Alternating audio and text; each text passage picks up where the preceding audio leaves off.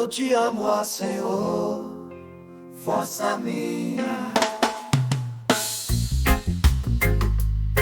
O Senhor é a minha rocha, a minha cidadela, o meu libertador, o meu Deus, o meu rochedo em que me refugio, o meu escudo, a força da minha salvação, o meu baluarte. Invoco o Senhor, digno de ser louvado, e serei salvo dos meus inimigos.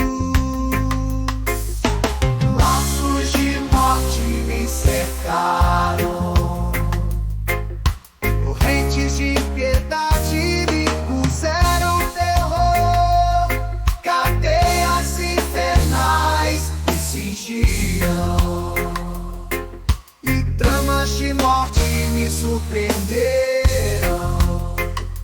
Na minha angústia invoquei o Senhor, gritei por socorro, ó meu Deus, meu Deus,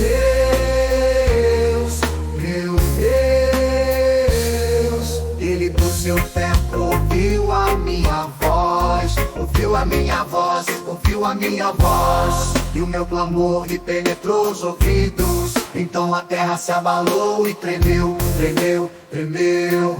Vacilaram também